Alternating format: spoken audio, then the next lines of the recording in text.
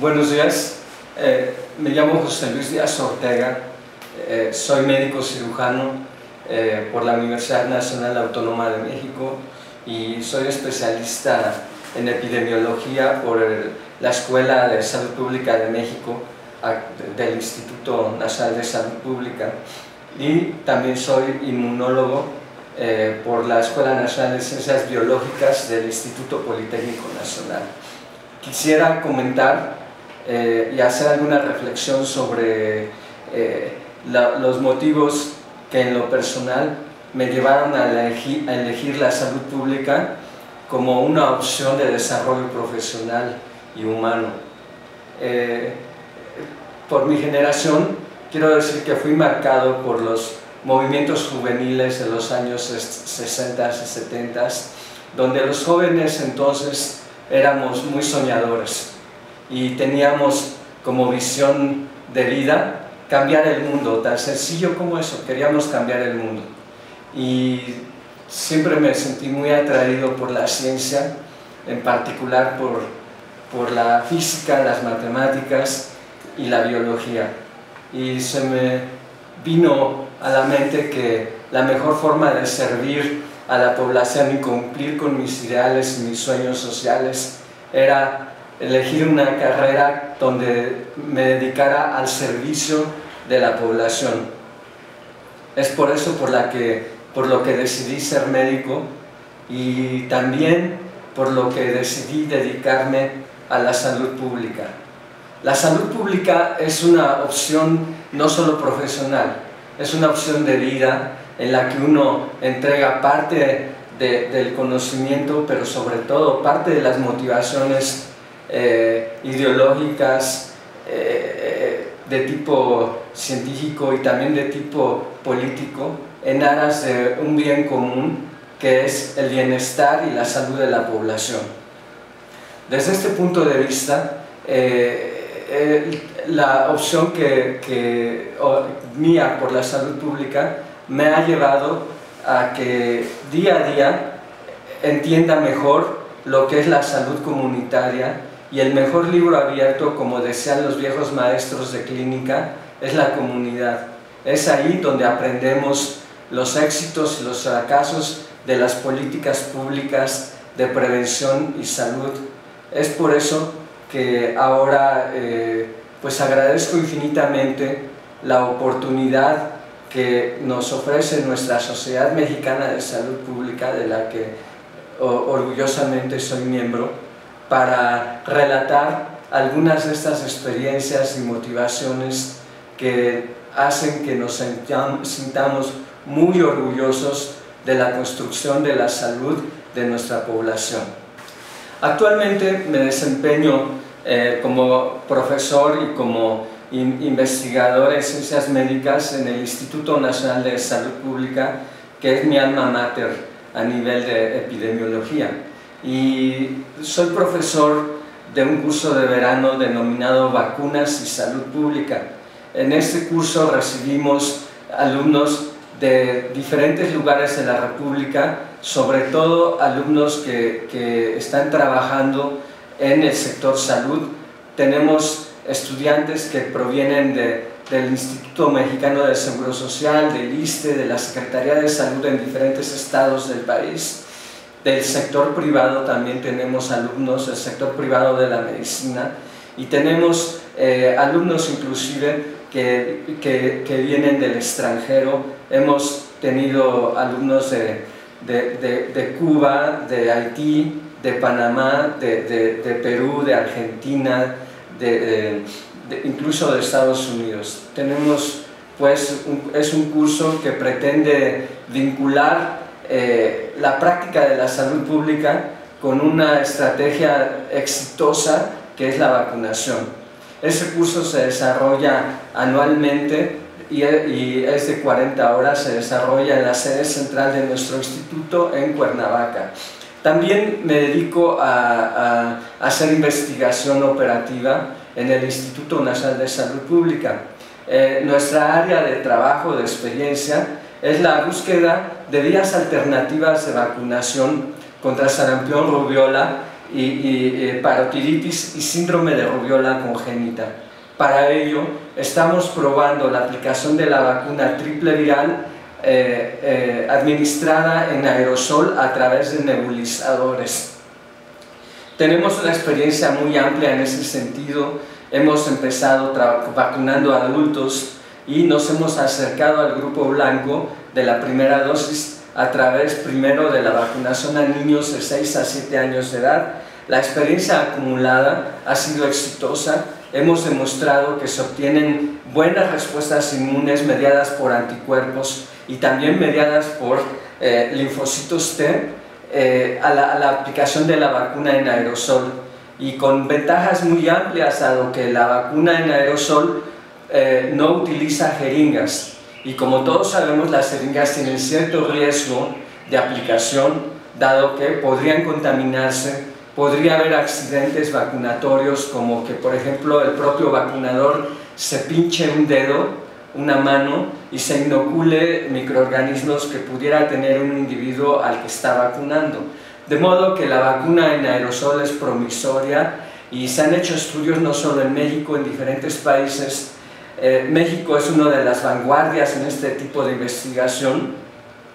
El primer estudio realizado en México data de los años 80 y fue realizado por el doctor Albert Sabin, el creador de la vacuna antipoliomielítica oral, junto con el doctor Jorge Fernández Castro. En esta vía de investigación han participado importantes personajes de la salud pública mexicana, como es el doctor José Luis Valdespino Gómez, recientemente fallecido, y que han dejado una escuela muy importante en la investigación en vacunas. Yo tuve la suerte de incorporarme desde el segundo estudio de vacuna en aerosol, donde solamente utilizábamos la vacuna monovalente de sarampión. Los estudios han tenido la colaboración de investigadores de los Estados Unidos y de la Organización Mundial de la Salud, y se han realizado en diferentes lugares de la República, como son el estado de Morelos, el estado de Querétaro, el estado de México, el estado de Jalisco y desde luego el estado de Nuevo León, que fue pionero en este tipo de investigación. Actualmente estamos por iniciar un nuevo trabajo, ahora con la aplicación de la vacuna triple viral en niños de 1 año de edad. Pretendemos comparar dos vacunas, una que es probablemente la más cara que hay en el mercado y otra que es probablemente la más económica, la más barata que hay también en el mercado. Ambas vacunas las aplicaremos en forma de aerosol en 2 grupos, y otros 2 grupos recibirán las mismas vacunas por inyección. Al finalizar el estudio tendremos información inmunológica de eventos adversos temporalmente asociados a la vacunación y información clínica sobre este tipo de aplicación, comparando 2 vacunas, una muy cara, otra muy barata, y esto podría ayudar a establecer políticas públicas innovadoras que abaraten el ejercicio de la vacunación en el país, pero también podría usarse en otros países del mundo, y sobre todo tomando en cuenta que actualmente todas las regiones de la Organización Mundial de la Salud tienen como meta la eliminación del sarampión, y algunas tienen también como meta la eliminación de la rubiola y del síndrome de rubiola congénita. Es por ello que creemos que la estandarización de este procedimiento podría ayudar a eliminar y a futuro erradicar el virus del sarampión del planeta, ya que es uno de los virus que ha costado más vidas humanas, sobre todo en niños menores de 5 años y especialmente en menores de 1 año en los países en desarrollo. Es una de las principales causas de mortalidad infantil. Y por otra parte, la rubiola congénita también es la principal causa de malformaciones congénitas que son prevenibles por vacunación. De modo que este estudio puede aportar información muy valiosa, no solamente para el país, sino a nivel global. Y pretendemos además hacer una evaluación de costo-efectividad de este procedimiento, comparando el aerosol contra contra la inyección y tomando como elemento de evaluación la efectividad de la vacuna en términos de respuesta inmune. En síntesis, algunas de las actividades que hacemos colateralmente, pues tengo la fortuna de dar asesoría a diferentes servicios de salud públicos en el país, como son los servicios de salud de Morelos, el Centro Nacional para la Salud de la Infancia y la Adolescencia, la Dirección General de Epidemiología, y también participo en la Comisión Nacional para la Documentación y Verificación de la eliminación del sarampión, la rubiola y el síndrome de rubiola congénita en México. Y bueno, en el instituto dirigimos tesis. Mi área de concentración como profesor y como investigador es vacunación, de modo que el grueso de las tesis que he dirigido de los alumnos de maestría en salud pública o asesorado de otras maestrías en ciencias están orientadas a vacunación en diferentes aspectos.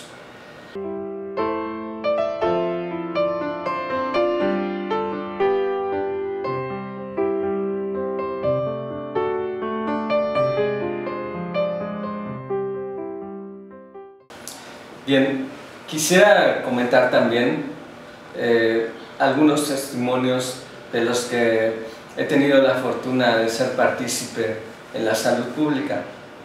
Y hace un momento comentaba que la experiencia y el envejecimiento tienen también virtudes que nos permiten atesorar algunos conocimientos aprendidos en la práctica y de la salud pública. Y quisiera comenzar por lo que he dicho anteriormente. Mi área de concentración en salud pública es la vacunación, las enfermedades prevenibles por vacunación. Bueno, pues yo quisiera comentar que cuando salí de la Escuela de Salud Pública de México, mi primer empleo fue en el Instituto de Salubridad y Enfermedades Tropicales, actualmente INDRE. En el ISET, como era conocido y muy afamado nuestro Instituto de Salubridad y Enfermedades Tropicales, conjuntábamos una serie de padecimientos de importancia en salud pública, como eran algunos parasitosis, la malaria o paludismo, el dengue y desde luego las enfermedades prevenibles por vacunación. Teníamos un laboratorio de poliomielitis y un laboratorio de sarampión. Esos laboratorios trabajaban con técnicas que ahora nos parecen muy anticuadas, técnicas serológicas, pero que en su momento fueron muy útiles para el diagnóstico y para el seguimiento de los casos. Las innovaciones a nivel de laboratorio permitieron dejar atrás las pruebas serológicas de poliomielitis, por ejemplo, y suplirlas a través de la capacitación del personal de laboratorio en México y en los Centros para el Control de Enfermedades de los Estados Unidos en técnicas innovadoras como es la reacción en cadena de la polimerasa y la detección del virus de la poliomielitis en las evacuaciones, lo que nos permitió posteriormente diferenciar el virus silvestre, también llamado salvaje, del virus vacunal. Y aprendimos también que la vacunación contra la poliomielitis podría producir casos de poliomielitis por virus vacunal, por virus atenuado. De modo que era fundamental esta diferenciación. Mi área de trabajo no es el laboratorio, pero todos los epidemiólogos tenemos que saber por lo menos qué técnicas debemos utilizar para el diagnóstico en la comunidad de parálisis flácida aguda. De modo que tuve la oportunidad de participar en las primeras campañas de vacunación cuyo objetivo era la erradicación mundial de la poliomielitis. Esto empezamos en 1986.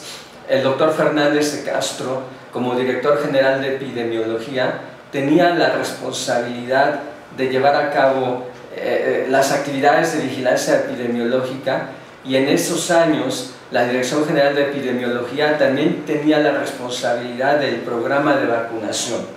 De modo que tuvo la gentileza, el doctor Fernández de Castro, de nombrarme asesor para la erradicación de la poliomielitis en el estado de Durango, en el primer Día Nacional de Vacunación contra la poliomielitis, que fue un mes de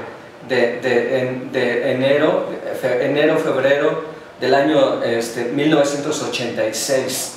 En ese año la campaña se hizo con toda amplitud en todo el país. Era un día nacional donde teníamos que vacunar a todos los niños menores de 5 años del país, independientemente del antecedente de vacunación.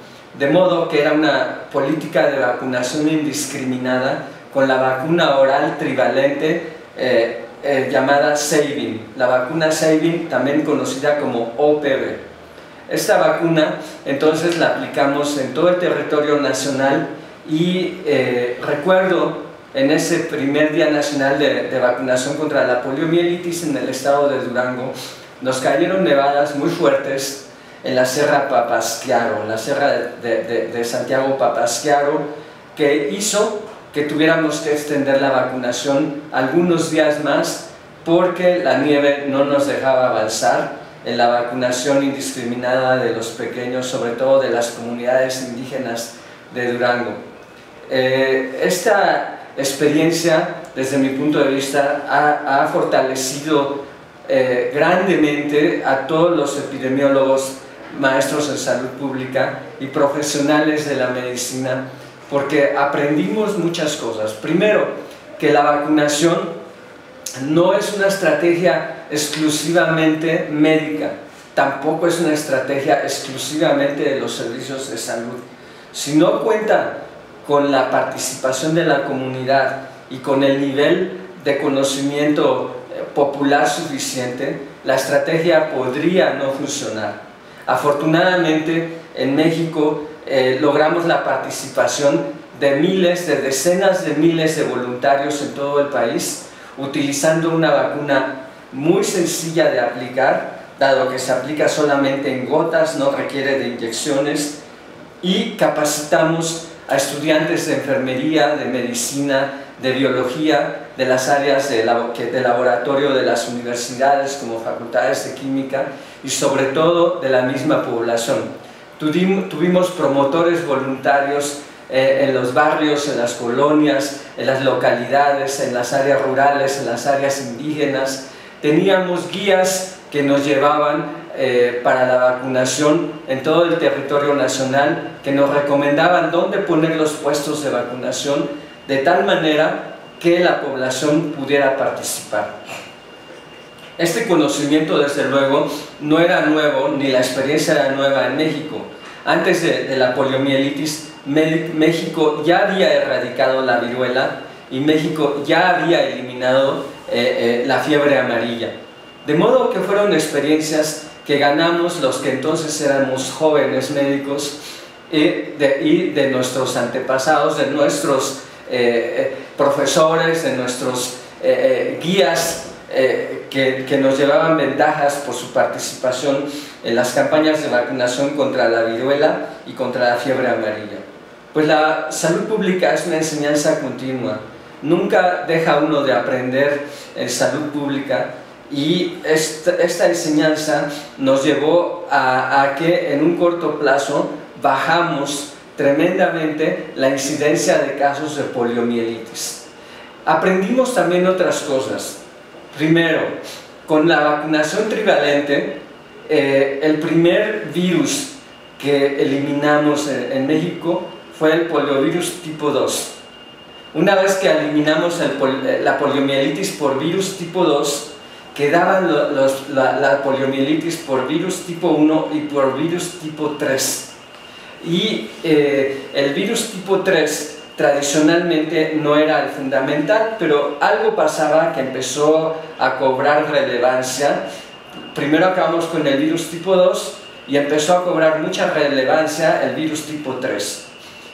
Un estudio epidemiológico y de laboratorio permitió saber que el componente de virus 3 en la vacuna oral de poliomielitis, que por otra parte se fabricaba en México, en el entonces Instituto Nacional de Virología, perteneciente a la Gerencia General de Biológicos y Reactivos de México, esta vacuna tenía algún problema de estabilizador que hacía que el poliovirus tipo 3 se degradara más rápidamente una vez que salíamos a campo con la vacuna. Se hicieron los estudios de laboratorio pertinentes, se cambió el estabilizador y se aumentó la dosis del poliovirus 3 atenuado en la composición de la vacuna. El resultado fue que inmediatamente empezaron a disminuir los casos por poliovirus 3, pero permanecían los poquitos casos eran por poliovirus tipo 1. Entonces, ¿cuál fue la enseñanza de nuestro país? Bueno, con las campañas de vacunación, primero acabamos con poliovirus tipo 2, después con poliovirus tipo 3 y el más resistente fue el poliovirus tipo 1. Esto todo iba a viento en popa, parecía que ya estábamos a punto de declarar la eliminación del sarampión, de la poliomielitis en el territorio nacional, pero en 1989 surge un brote de poliomielitis por virus silvestre en el estado de Sinaloa.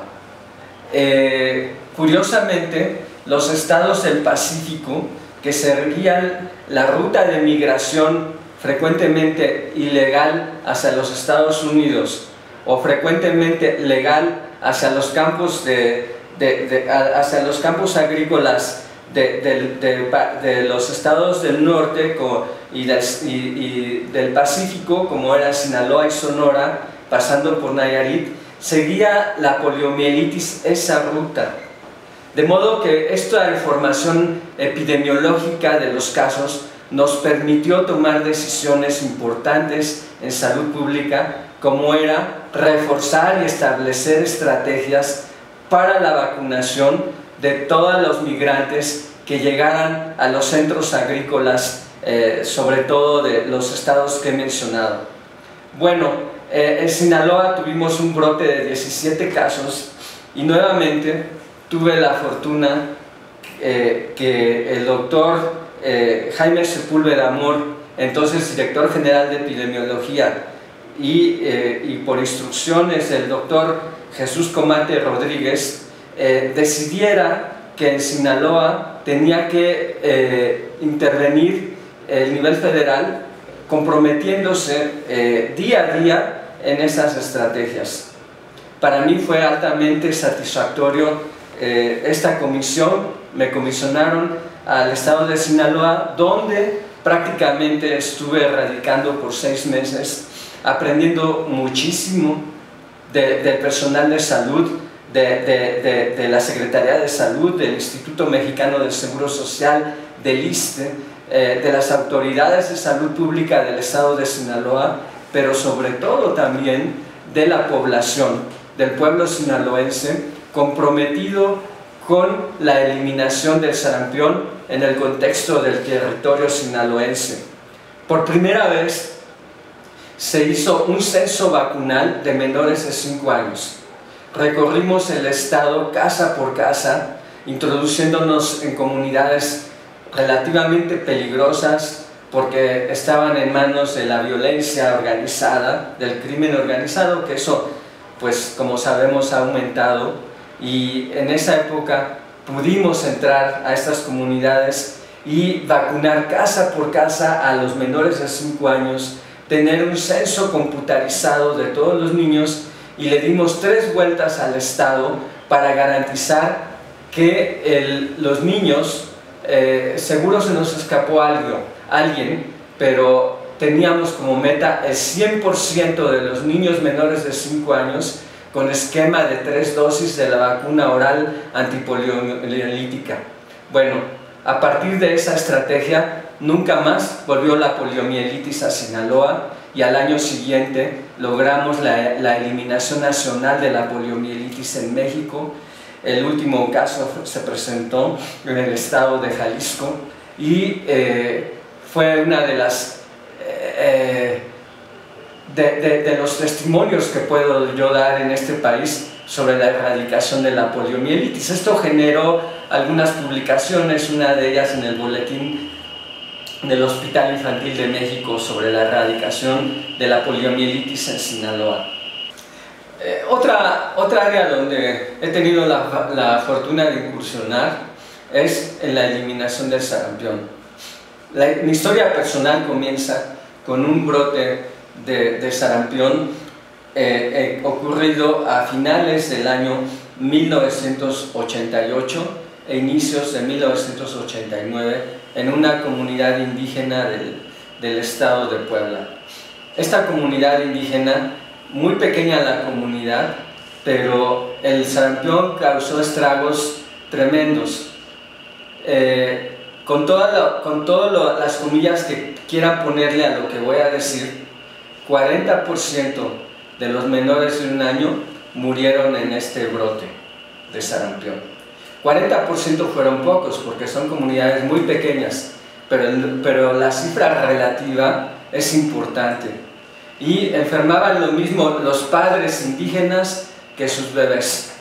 Teníamos parejas de 12 o 14, madre de 12 años, padre de 14 años y bebé, a los 3 les dio sarampión, muriendo el bebé. De modo que en los jóvenes trabajadores de la salud pública nos creó un impacto emocional muy fuerte que nos hacía comprometernos. No podíamos aceptar tal magnitud teniendo un problema prevenible porque teníamos vacunas y por otra parte reflejaba que alguna falla en nuestro sistema. La cobertura de vacunación era muy baja y esto hizo que nos llegara una pandemia que posiblemente empezaba en ese momento, una pandemia de sarampión que al continente ingresó por Estados Unidos y Canadá, que siguió en México y que se continuó por América Central y América del Sur, y creando grandes estragos. En México, entre 1989 y 1990, fueron notificados aproximadamente 84,000 casos de sarampión. Pero esto no es lo relevante, porque al hacer los estudios epidemiológicos de los brotes, encontrábamos que por un caso notificado había entre 10 y 18 casos no notificados. En promedio podrían ser 14 casos no notificados. ¿Qué quiere decir esto? Que si hubo 84,000 casos notificados, probablemente el número real de casos fue muy cercano al 1,000,000. Posiblemente tuvimos 1,000,000 de casos o más tal vez de sarampión en esos 2 años de la terrible epidemia que vivimos en México, y se acompañó esto de más de 8,000 defunciones de sarampión. Y quiero aclarar otra cosa, son defunciones donde en el certificado de defunción se testimoniaba que la causa era sarampión, pero la pregunta es, ¿cuántas muertes por diarrea, cuántas muertes por neumonía no tuvieron como sustrato como el sarampión? Posiblemente hubo más defunciones que fueron consecuencia del sarampión, porque el sarampión por sí mismo puede dar neumonía de células gigantes o puede dar diarrea. El virus del sarampión puede dar diarrea también, pero además de esto, una vez que el niño la libra y sobrevive al sarampión, el virus es linfotrópico y produce una inmunodeficiencia temporal, de modo que aproximadamente en el siguiente mes o en los siguientes 3 meses el niño podría enfermar de otras causas infecciosas que podrían provocar también la enfermedad grave y la muerte, por lo que yo asumo que una proporción de las neumonías y las diarreas como causa de muerte en el año 1989 y 1990 tenían como trasfondo posiblemente la infección de sarampión. Pero esto no tengo elementos para probarlo, pero epidemiológicamente se sugiere. Bien, el doctor Jesús Cumate Rodríguez, entonces secretario de Salud, dio la instrucción de que de que se tenía que establecer políticas radicales del control de la epidemia. De tal manera, se crea un grupo ad hoc para que forme el Consejo Nacional de Vacunación, el cual es inaugurado en el año 1991.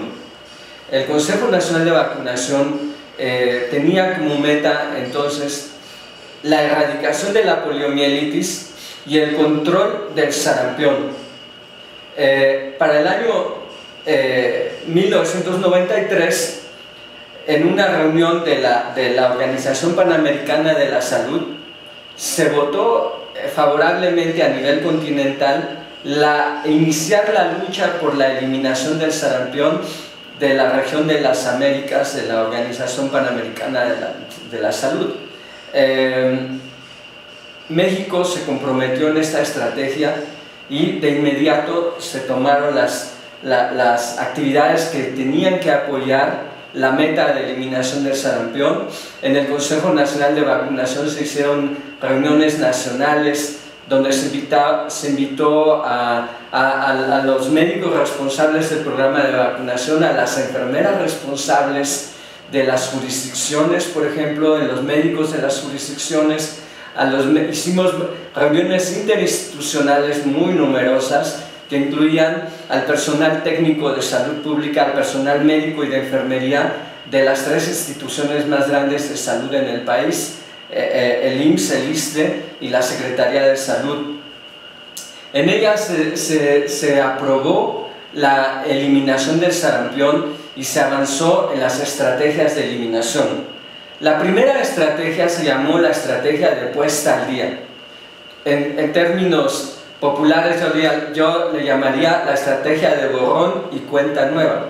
La estrategia consiste en la vacunación indiscriminada de los menores de 15 años del país, empezando a los 9 meses de edad. No importaba si el niño ya tenía antecedente de vacunación del sarampión. En ese momento la estrategia planteaba vacunar a todos, sin importar este antecedente, y así se hizo. Vacunamos casa por casa a los menores de 5 años, vacunamos en el 100% de las escuelas primarias públicas y privadas y en el 100% de las escuelas secundarias públicas y privadas, porque nuestra meta era llegar a los niños de 14 años de edad inclusive. Bueno, ¿por qué esa estrategia? El virus del sarampión en esos momentos, el sarampión era una enfermedad típica de la infancia. Más del 90% de los mexicanos, incluso de la población mundial, más del 90% ya había tenido la infección al cumplir los 15 años de edad. De modo que en la estrategia de eliminación queríamos arrebatarle al 90% de sus víctimas potenciales al virus del sarampión.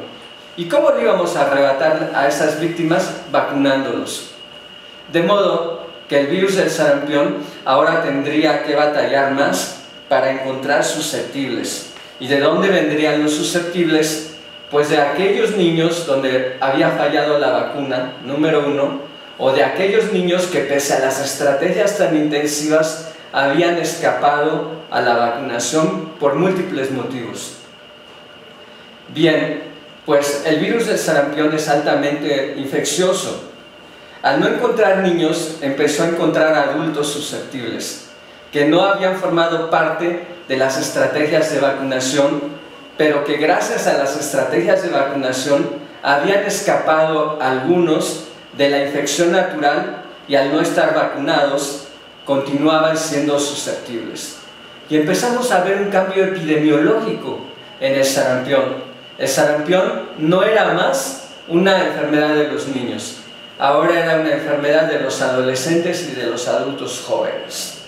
La proporción de fallas vacunales estábamos seguros que era pequeña, pero que se iba acumulando. Por ejemplo, supongan que cada año vacunamos a 2 millones de niños. Es un poco más, vacunamos en realidad 2.400.000 niños aproximadamente de 1 año de edad. Supongan que a estos niños, estos niños por algún motivo va a fallarles las vacunas. Ya dije que podría ser falla en la red de frío, por ejemplo, y entonces asumamos que entre el 10 y el 15% de estos niños podrías fallarles la vacuna. La pregunta es, ¿cómo sé a quién le falló la vacuna y a quién no le falló la vacuna?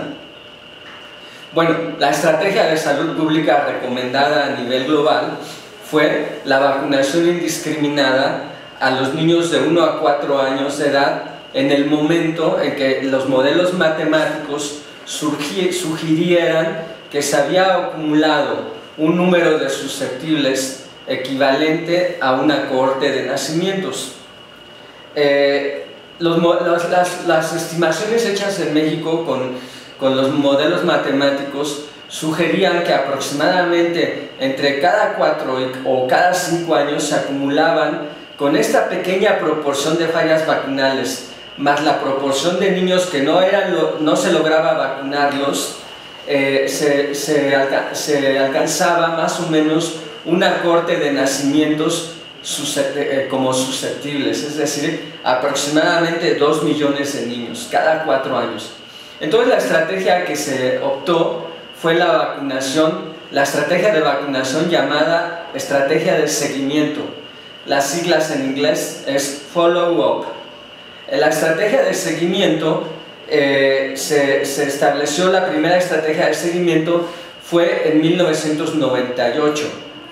5 años después de la estrategia denominada de puesta al día, que como dije antes, se vacunó hasta los 14 años de edad en 1993. Bueno, en 1998 vacunamos en forma indiscriminada a niños de 1 a 4 años para garantizar que aquellos que por alguna razón no habían tenido una respuesta inmune exitosa a la vacunación, a la primera dosis, tuvieran una segunda oportunidad para responder exitosamente a la vacuna. ¿Y esto por qué? Porque en el momento que los niños, esos 2.400.000 susceptibles, se junten en una guardería, en un jardín de niños o en la primaria, es el momento en que podría haber una epidemia de grandes proporciones. Para evitar esto, se hizo la estrategia de seguimiento.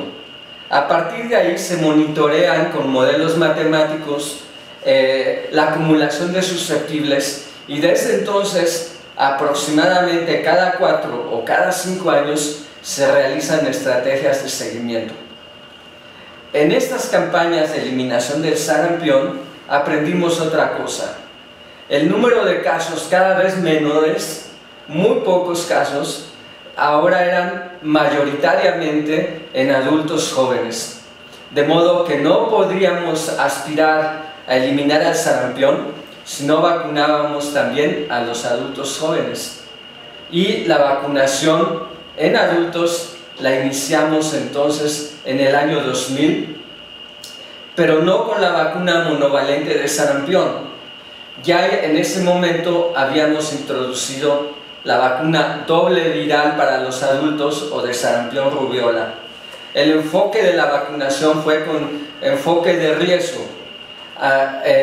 En el análisis se pensó que para empezar la vacunación en adultos se vacunaría a los que tendrían mayor riesgo de infectarse de sarampión, y en este caso de rubiola también. Y bueno, se pensó desde luego en el personal de salud como grupo prioritario, dado que enfermeras, médicos, químicos, biólogos, promotores de salud estaban en riesgo por estar en contacto con casos potenciales de sarampión y de rubiola de contagiarse, de modo que fue el grupo blanco de adultos en riesgo. Otro grupo fue el de trabajadores de la educación. Era lógico suponer que las maestras, los maestros, las niñeras de las guarderías estaban en riesgo también de contraer infecciones por sarampión y rubiola, de modo que fue el otro grupo de adultos en riesgo. Otros grupos fueron, de acuerdo a los estudios de brote, habíamos aprendido en México y la experiencia internacional que los trabajadores del turismo, ¿quiénes son los trabajadores del turismo? Pues los que revisan los papeles en las aduanas, en las entradas al país, en los aeropuertos, en las fronteras, en los barcos transatlánticos, en multitud de actividades turísticas, los trabajadores de los hoteles, los choferes y los choferes de taxis que dan servicio al turismo y de autobuses. De modo que ese fue el otro grupo blanco de intervención para la vacunación de adultos con enfoque de riesgo, y el otro grupo fueron los militares, las Fuerzas Armadas, dado que ellos continuamente están expuestos también a contagios provenientes de la comunidad. Por ejemplo, en situaciones de desastre, ellos están en contacto con enfermedades infecciosas, de modo que se decidió también la vacunación de las Fuerzas Armadas y de los trabajadores de la defensa. Esto llevó a la vacunación de adultos, y a partir del año 2004 y 2008 se hizo universal la vacunación de adultos, y actualmente todavía se está vacunando a adultos y adolescentes contra sarampión y rubiola. Bueno, ¿qué hemos logrado con estas estrategias? Primero, en 1998 introducimos en el programa de vacunación, en ese año yo trabajaba en el Consejo Nacional de Vacunación, introdujimos la vacuna contra sarampión, rubiola y parotiditis en forma universal a niños de 1 año de edad, con una segunda dosis aplicada a los 6 años de edad. Producto de estas estrategias de vacunación de esquema rutinario, más las estrategias de campaña en grupos no tradicionales, se logró eliminar el sarampión y la rubiola. El sarampión se eliminó con la vacuna monovalente de sarampión en 1996. El último caso atribuible a una cadena de transmisión endémica ocurrió en 1995. Desde entonces no hemos dejado de tener casos de sarampión, pero son casos importados de países donde circula en forma endémica el sarampión, y son casos muy escasos, que a veces son casos únicos o generan casos secundarios cuando entran en contacto con algún mexicano o mexicana que se escapó a las campañas de vacunación o que por algún motivo le falló la vacuna. Pero hemos tenido muy pocos casos, y los retos que hemos tenido han sido muchos. Hemos tenido importaciones fundamentalmente de Europa que no han generado casos secundarios. Y cuando yo hablo de importaciones no me refiero a que sean europeos los que traen el virus de sarampión. Son mexicanos que les falló la vacuna o que no tenían vacuna, antecedente de vacunación, y que por algún motivo, turismo o trabajo, viajaron a Europa y trajeron consigo la infección de sarampión. Pero fueron casos únicos, los últimos casos. En ninguna importación se han generado casos secundarios. La historia termina con el sarampión ha sido eliminado en México en 1996, el último caso endémico en el 95, y la rubiola se eliminó en 2008. Desde entonces también tenemos uno que otro caso importado de rubiola que no han generado casos secundarios. Y en rubiola congénita, desde 2008 no se tienen notificaciones de casos de síndrome de rubiola congénita. Creo que esto es parte de los logros y las vivencias que me gustaría compartir en la salud pública. También me gustaría compartir algunas experiencias internacionales. Estamos en un mundo globalizado donde, de acuerdo a la teoría general de los sistemas, lo que ocurre en una parte del sistema mundo repercute en otra nación. Bueno, también he tenido la fortuna de trabajar ayudando en otros países y aprendiendo de otros pueblos y de otros profesionales de la salud. He tenido el grandísimo honor de trabajar en Costa Rica, aprender de sus trabajadores de salud, de sus autoridades de salud y del pueblo costarricense. Y quisiera comentar, en Costa Rica viajé como consultor para un supuesto brote de sarampión de 64 casos. Tuve el honor de que la Organización Panamericana de la Salud, con sede en Washington, me pidiera que fuera a ayudar al estudio de este brote a este país hermano. Bien, ¿qué fue de los 64 casos? Encontramos algo muy interesante. En un mismo hogar, en una misma vivienda, había enfermos de sarampión y había enfermos diagnosticados como rubiola. Algo estaba pasando.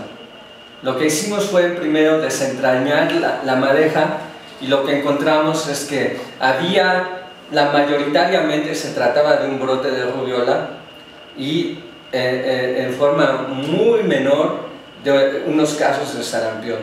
El resultado fue un brote de 600 casos de rubiola en Costa Rica y solo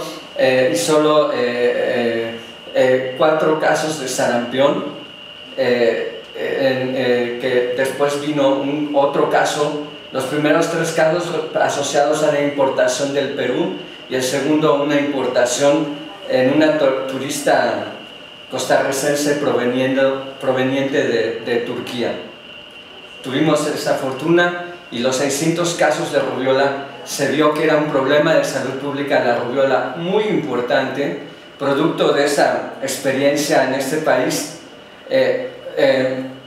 Año y medio después se desarrolló la primera campaña de vacunación contra sarampión y rubiola en adultos que hubo en el continente, se hizo en Costa Rica, y también tuve la fortuna de ser llamado para trabajar con este país hermano en esta campaña. Y en el camino, durante la campaña, tuvimos un brote de una enfermedad que parecía sarampión, que parecía rubiola, y que ocurría en la selva de Costa Rica, en la península de Nicoya, y que el estudio epidemiológico nos permitió saber que no era ni sarampión ni era rubiola, era parvovirus B19, que se tiene que hacer ahora diagnóstico diferencial dentro de las enfermedades febriles exantemáticas. Ese fue un conocimiento de salud pública muy importante, porque ahora sabemos, en Brasil hubo un brote también muy parecido, que también fue parvovirus B19, y creo que esto nos abre la perspectiva en la vigilancia epidemiológica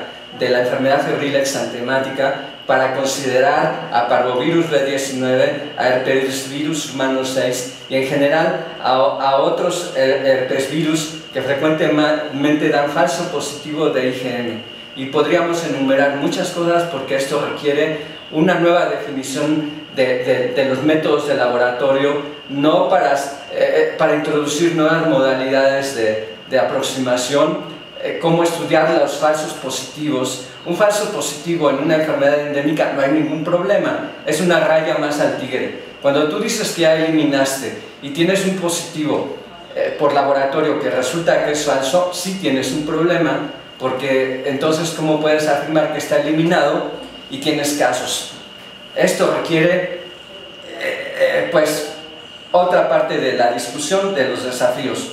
Quisiera comentar también la experiencia, el honor que tuve de trabajar con el pueblo de la India en la región del sudeste asiático y ayudar a pueblos hermanos del sudeste asiático de la Organización Mundial de la Salud. Tuve el honor de trabajar como consultor para control de sarampión y para eliminación de tétanos neonatal en esta región de la OMS, y participar en las estrategias de vacunación antipoliomielítica con la vacuna oral trivalente en esos años, quiero comentar, el 80% de los casos de la poliomielitis del mundo se daban en la India.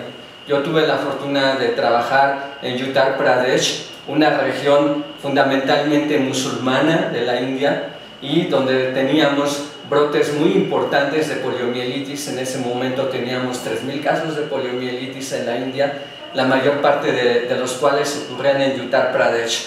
Y tuve la fortuna de participar en el seguimiento de casos, en las actividades de vigilancia epidemiológica y de vacunación indiscriminada en este país. Y también de ayudar a las actividades de control del sarampión en el país asiático, anteriormente conocido como Birmania, actualmente conocido como Myanmar, y en Sri Lanka.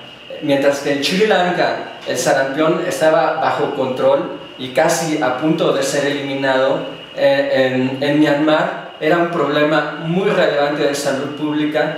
Y bueno, tuve la oportunidad de aprender del pueblo birmano y también de aprender de los trabajadores de salud de este país para organizar una campaña de vacunación indiscriminada contra el sarampión, inclusive en las áreas donde no había corriente eléctrica. Esta es la experiencia internacional que me gustaría destacar, además de que, bueno, hemos tenido la fortuna de trabajar a nivel de las oficinas centrales de la OPS en Washington y de la OMS en Ginebra, en diferentes actividades de monitoreo y de análisis de la información internacional y mundial en la OMS y de la región de las Américas en Washington, sobre todo en un análisis de costo-efectividad de la vacunación contra el sarampión como estrategia de eliminación de este padecimiento a nivel continental. Todo esto ha generado algunas publicaciones sobre sarampión, rubiola, análisis de costo-efectividad, y desde luego ha sido un trabajo en equipo donde he aprendido mucho de los científicos con los que he colaborado, y desde mi posición de salubrista he podido aportar algo también, pero sobre todo aprender mucho de ellos y de estos pueblos con los que he tenido el honor, el grandísimo honor de trabajar y de saber un poco de su cultura y de su amor por la vida y por la salud.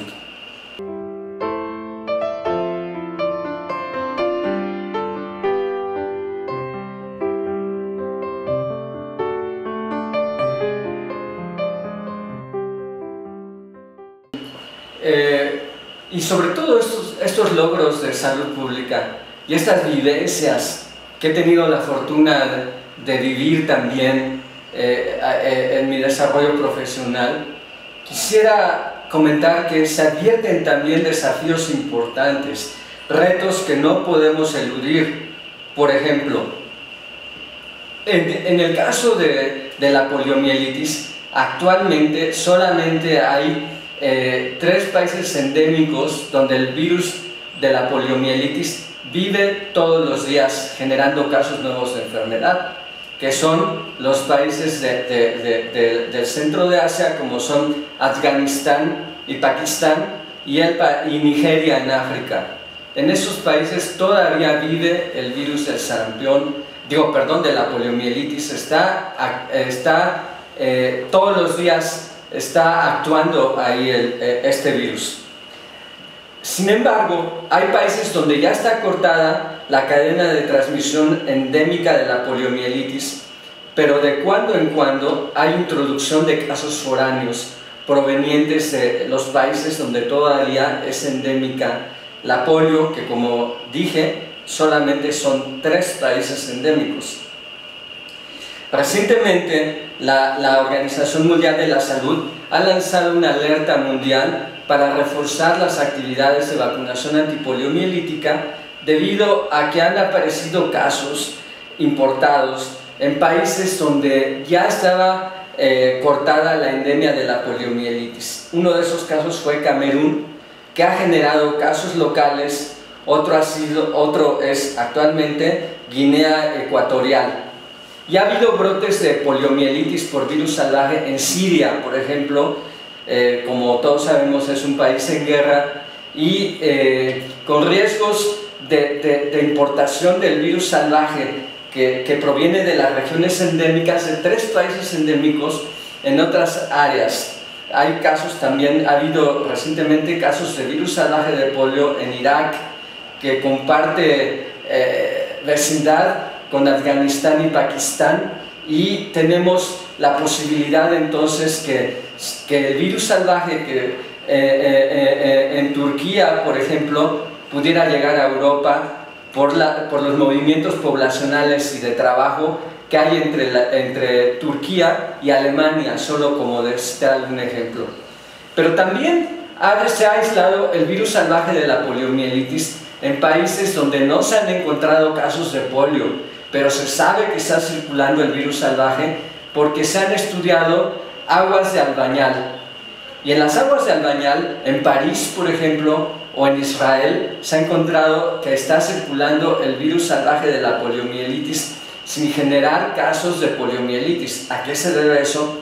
Probablemente a que en esos países hay muy buenas coberturas de vacunación, las que no, sin embargo, no han impedido que circule el virus de la poliomielitis. Este es un reto y es un desafío, y la Organización Mundial de la Salud ha recomendado que se intensifiquen las campañas de vacunación. Otro desafío que es importante destacar es que la vacuna oral de poliomielitis se usa mayoritariamente en los países de África, de Asia y de América Latina también. El virus de la poliomielitis oral, el virus tipo Sabin, puede revertir a la neurovirulencia y provocar poliomielitis por vacuna, por virus derivado de la vacuna. Casualmente, se ha observado que este riesgo es mayor donde la cobertura de vacunación antipoliomielítica oral es muy baja, lo cual es muy lógico, porque si en el virus oral muta la neurovirulencia en un niño vacunado, seguramente a él no le va a dar poliomielitis, pero el virus, si el niño vive en el área rural y evacúa al ras del suelo, cerca de un manto freático, el virus va a ir por el agua y puede llegar a una población donde no están vacunados, y entonces este virus revertido podría dar polio por vacuna en comunidades no vacunadas. ¿Cuál ha sido la solución? La campaña para bloquear a los virus vacunales orales. Se hace una campaña masiva de vacunación con virus oral. De modo que tuvimos un brote en el año 2000 en Haití y en República Dominicana, el cual se yuguló el brote con una campaña masiva de 3 vueltas en la isla La Española, tanto en Haití como en Dominicana, de vacuna de poliomielitis oral tipo Sabin.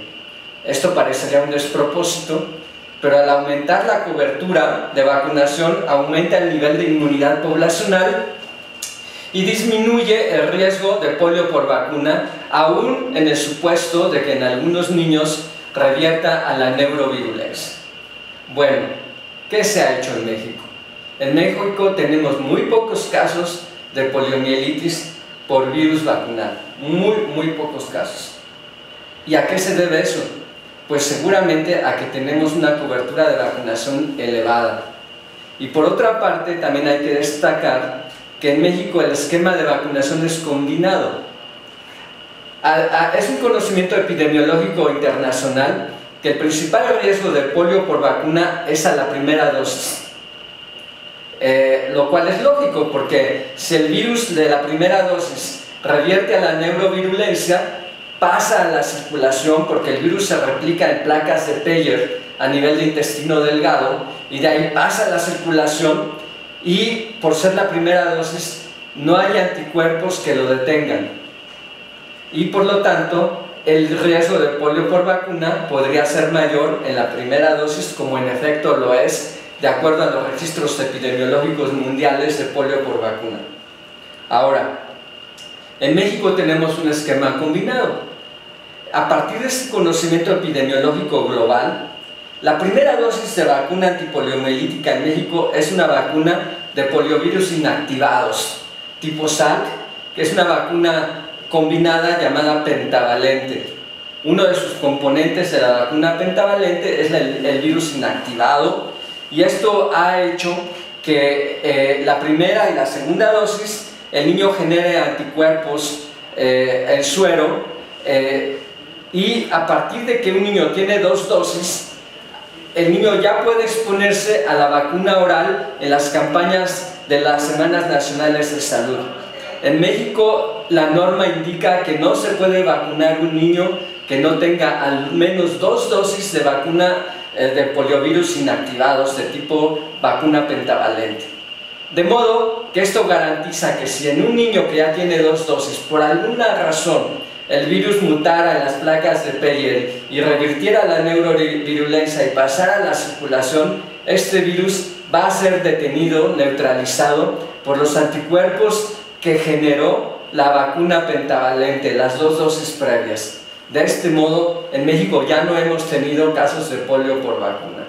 Pero nuestro compromiso, el reto, es mantener elevadas coberturas de vacunación en todo el país y un sistema de vigilancia epidemiológica muy fuerte, no solo de poliovirus por virus salvaje, sino por poliovirus de tipo vacunal, que sería con 2 modalidades: virus derivado de la vacuna o virus relacionado con la vacuna, que la diferencia es en el porcentaje de similitud entre la secuencia genética del RNA viral con el virus Sabin. Ese es un reto importante a nivel de laboratorio, de vigilancia epidemiológica y de vacunación, los 3 componentes indispensables de la erradicación de la poliomielitis. Permítanme hablar ahora un poco de los retos y desafíos para mantener eliminado el sarampión en México y a nivel continental, la rubiola y el síndrome de rubiola congénita. Se requiere tener un sistema muy fino de vigilancia epidemiológica, un sistema muy sensible que pueda captar las importaciones, los casos importados y estudiar oportunamente las cadenas de transmisión para detectar casos secundarios de sarampión o de rubiola y para delimitar la clasificación oportuna de los casos que podrían ser, por ejemplo, caso importado único o caso secundario asociado a importación, por ejemplo, a esta clasificación, y también estudiar el genotipo viral.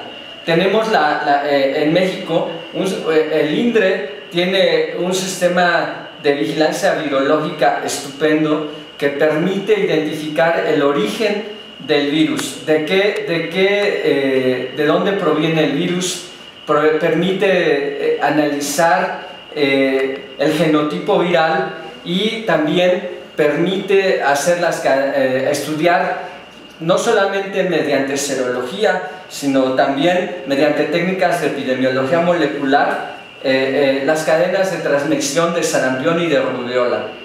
Y uno de los retos más importantes es el diagnóstico oportuno, adecuado y expedito de los casos sospechosos de síndrome de rubiola congénita. Esto es algo que hay que reforzar, porque si no tenemos casos de rubiola, ¿cómo explicar que tuviéramos casos de síndrome de rubiola congénita? ¿Puede ocurrir? Sí, sí puede. Asuman que una mujer embarazada viaja a un país endémico de rubiola, donde es endémica la rubiola, y que ella, sin saberlo, es infectada de rubiola. Hay que mencionar que hasta el 50% de las infecciones de rubiola son asintomáticas. De modo que esta mujer que viajó a un país endémico y cursando el primer trimestre del embarazo, regresara al país y se enterara ella misma de que tuvo rubiola y que su niño fue afectado por la rubiola, su bebé, al momento del nacimiento. Entonces sí puede haber casos de rubiola congénita en un país como México, donde está eliminada la transmisión endémica de este padecimiento, porque sería un caso de rubiola congénita importado. Pero si no se hacen los estudios epidemiológicos, si no se hace la detección oportuna, la epidemiología molecular de la rubiola, siempre vamos a tener la duda. siempre vamos a tener la sospecha de que algo anda mal, de que posiblemente sí hay casos, pero que no se están notificando. En fin, nuestro país tiene muchos motivos en salud pública para enorgullecerse. A mí me ha tocado hablar solo de padecimientos prevenibles por vacunación, pero los logros de nuestro país son tan importantes que algún día van a formar parte de la historia universal de la salud pública. Y bueno, yo quisiera comentar, para terminar, estas partes de los desafíos es la capacitación. Creo yo que todos los médicos, enfermeras, químicos, biólogos debemos capacitarnos en salud pública y en epidemiología y en todas las áreas, las ciencias que participan en la salud pública. Y la salud pública no nada más es un conjunto de ciencias, también participan otras habilidades técnicas y también participa la cultura y hasta el arte. De modo que la participación de la comunidad científica y cultural en las actividades de salud pública, pero sobre todo la participación de la población, es un reto ineludible para el éxito de cualquier programa de salud pública.